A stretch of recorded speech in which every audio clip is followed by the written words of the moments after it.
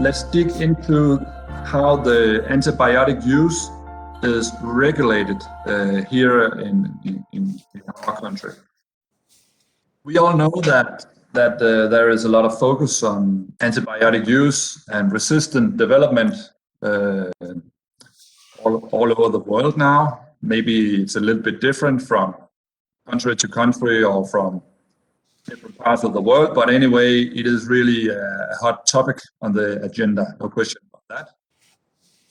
Here is a graph showing the development of the antibiotic use in farm animals. So that is pigs and cattle and so on, but it is mainly pigs, and I will show you again a little bit later. The graphs here are mainly pigs because they account for the majority of the use. If you go back to, you can see the graphs are starting in 1990, and the blue ones are the prescribed veterinary antibiotics, and the other color is the antimicrobial growth promoters.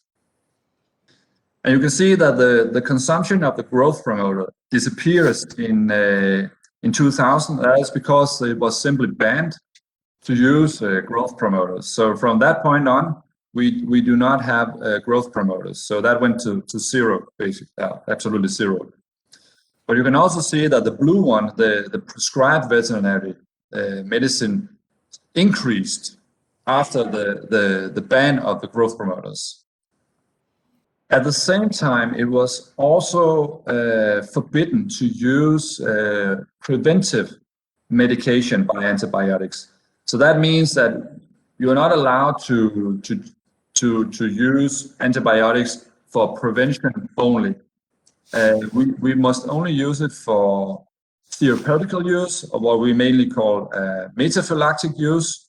So, of course, we're still using batch medication and water medication. I'll get back to that, but it is not allowed to use it solely as prevention.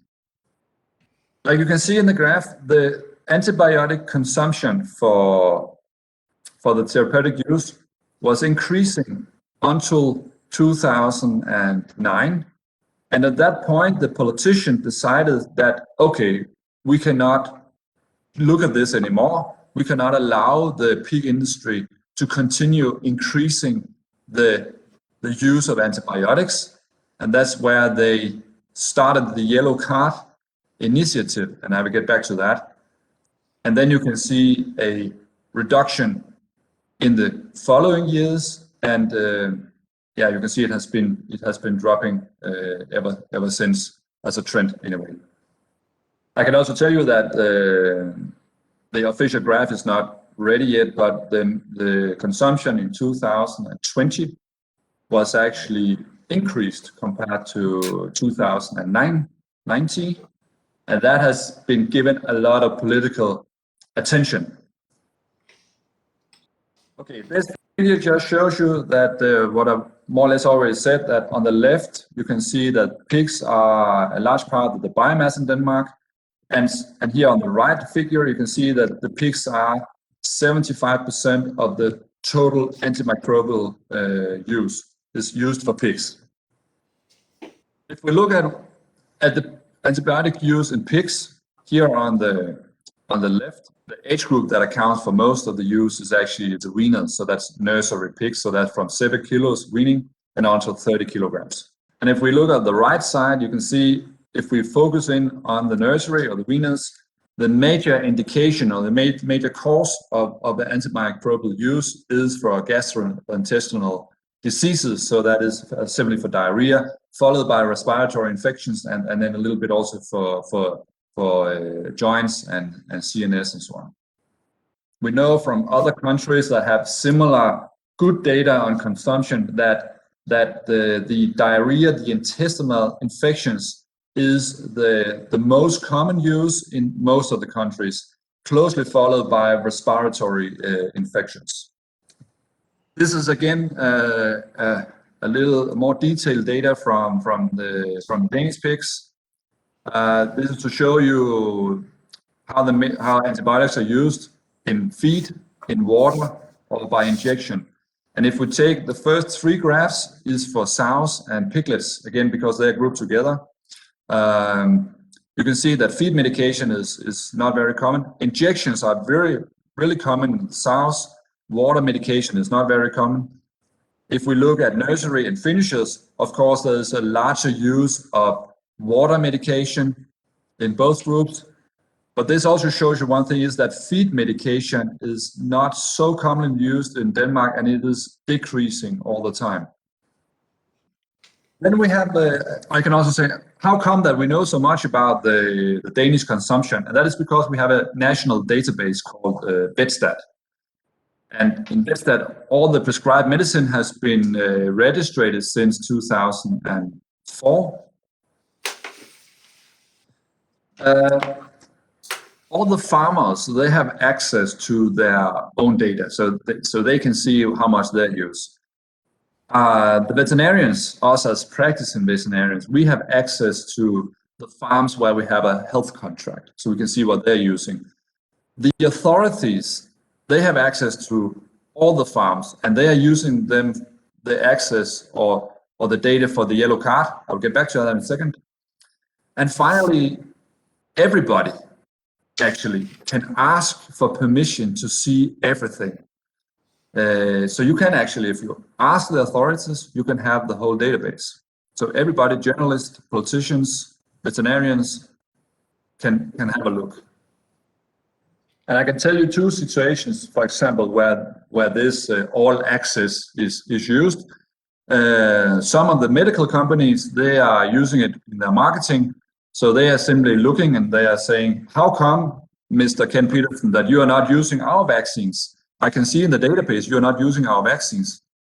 So that's one thing. They can target their marketing. The other thing is that some journalists have actually made some rankings of both farmers and veterinarians on how much medicine they have been using. So they have put that into public press. But one of the main things is what VetStat is used for is the Yellow Card Initiative. And it was established in 2010, like I said, because that the politicians were not allowed the use to increase anymore.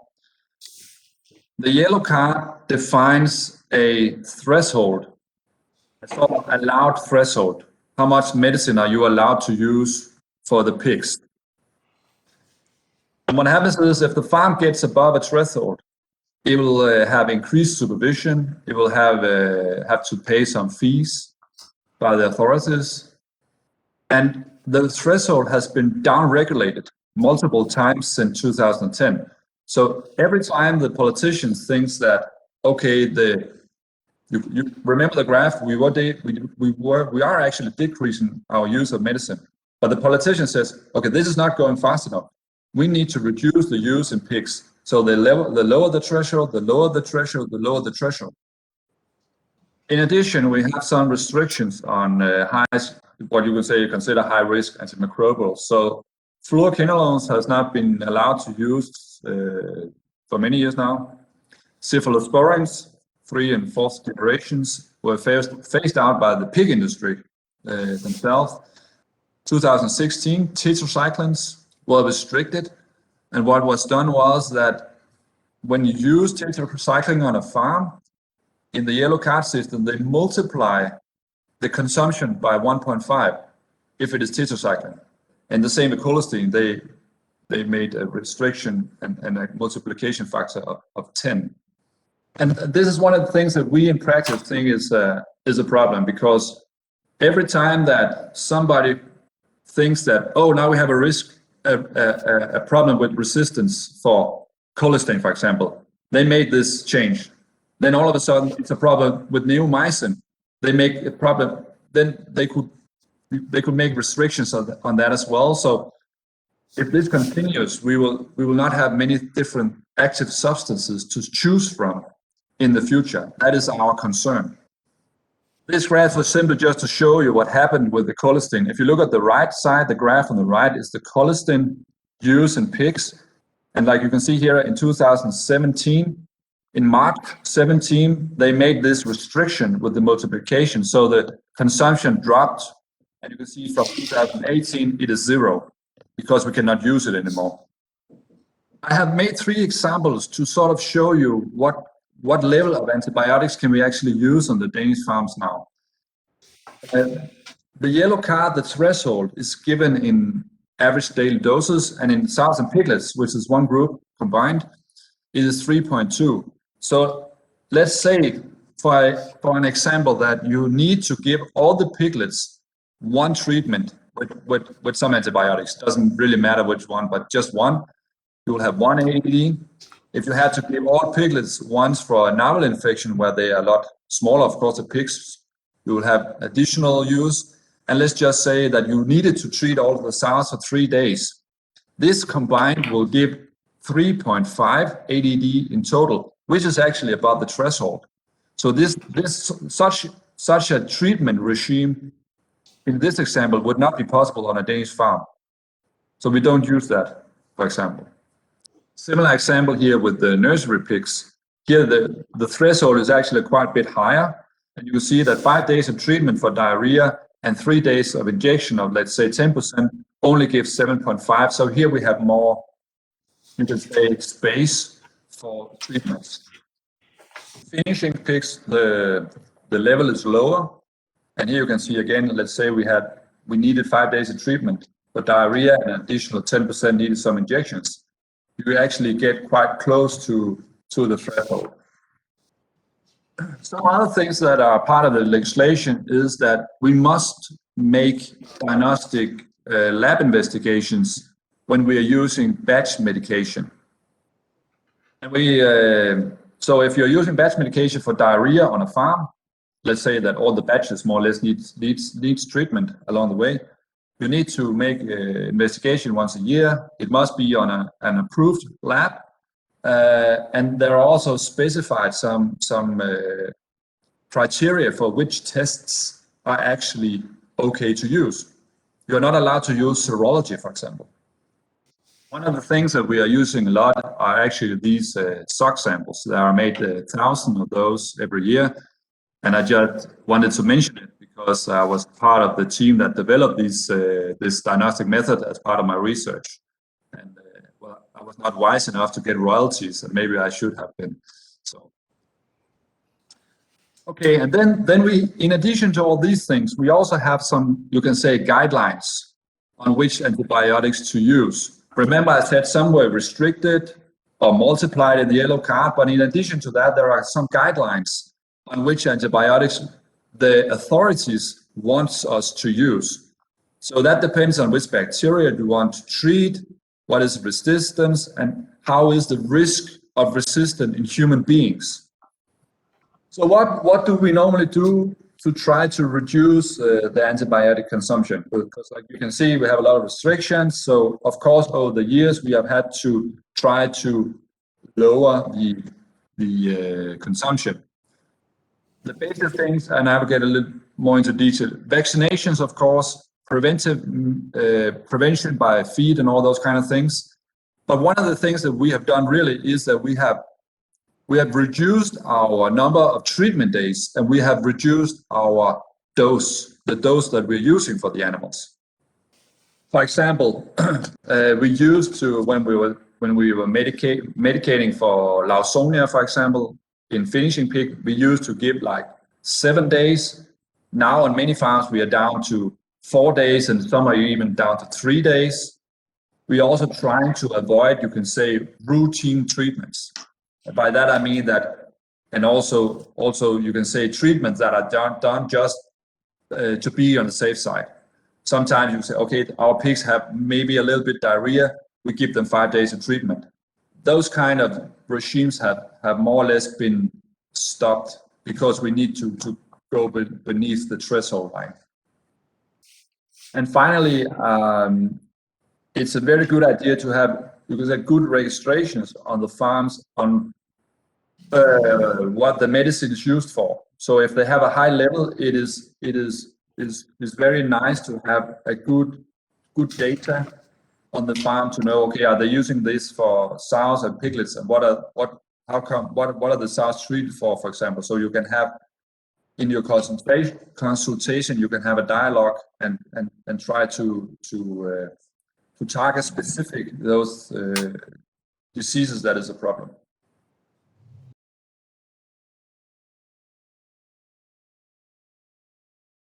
No, they can purchase more. No problem. They can do that. So it is only that you to sort of, when you get above the threshold, you get some extra supervision, which is a cost, of course. And if you stay above the threshold for, I think it's 1 year, then the authorities can actually tell the farmer that you need to do something really, really radically. You need to have less pigs, for example, or you need to make better feed or whatever, It's called a red card. This has not been issued at all, because most farmers know that, okay, we don't want to make that happen. So when they go above the threshold, we try everything we can together with the farmer to get them below the threshold again. Yeah.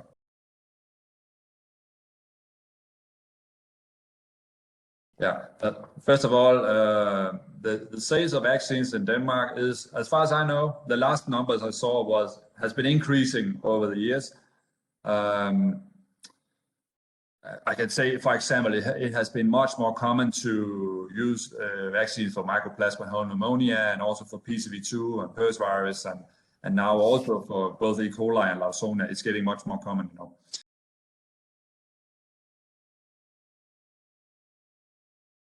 Maybe I need to clarify that. When we are prescribing antibiotics as well, we are also doing it for the future pigs, okay? So we have what we call, in the health contract, we are allowed to make a herd diagnosis. So again, that may be mycoplasma whole pneumonia cough. So we prescribe some antibiotics for that, and for all the future pigs that will also get the cough, okay? And in that way, it's the same with the vaccines. So we will make like a vaccination program for the herd, of course, based on the registration of the vaccine and so on, how it should be used. So we will make a plan, and then we will make the prescription, and the farmer is allowed to use the vaccine according to the program. Yes, it's actually 35 days.